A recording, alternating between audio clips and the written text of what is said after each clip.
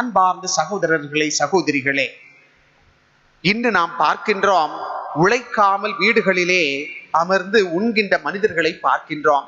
நாம் உணவு உண்பதற்கு முன்பதாக அந்த உணவுக்கு முன் அமர்ந்து அந்த உணவை உண்பதற்கு எனக்கு தகுதி இருக்கிறதா என்று சோதித்து அறிய வேண்டும். உழைத்தால்தான் நமக்கு அந்த உண்பதற்கான உரிமை இருக்கிறது. இன்றைய விழாவும் அதைத்தான் நமக்கு எடுத்துச் சொல்லுகின்றது.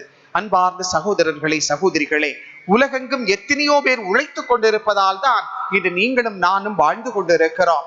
நாம் உண்கின்ற உணவு, நாம் உடுத்துகின்ற உடை, நம்முடைய நல்வாழ்வு, நாம் வாழுகின்ற வீடு அனைத்துமே பிறருடைய உழைப்பால் உருவானவை.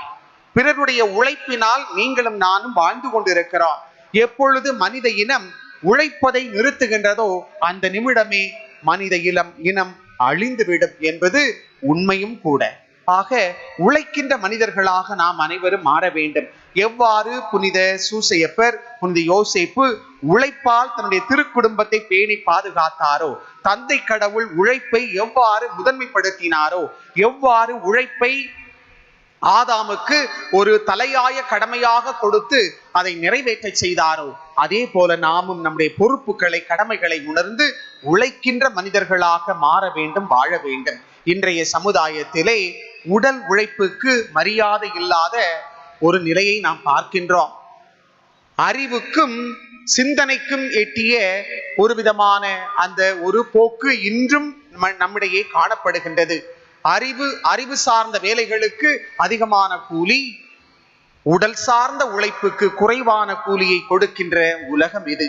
ஆனால் தந்தை கடவுள் உடல் உழைப்பை மேன்மைப்படுத்தினார்.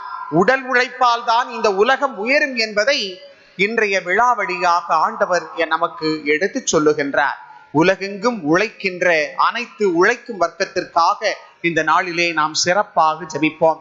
நம்முடைய குடும்பங்களிலே கடினப்பட்டு உழைக்கின்ற நம்முடைய பெற்றோருக்காக சிறப்பாக, நம்முடைய பிள்ளைகளுக்காக சிறப்பாக நாம் மன்றாடுவோம். உழைப்பை நாம் போற்றுவோம், உழைப்பால் உயர்வோம்.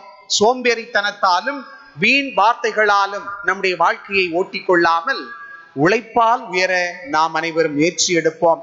நமக்கு கொடுக்கப்பட்டிருக்கின்ற பணிகளை சரியாக, முறையாக செய்வோம்.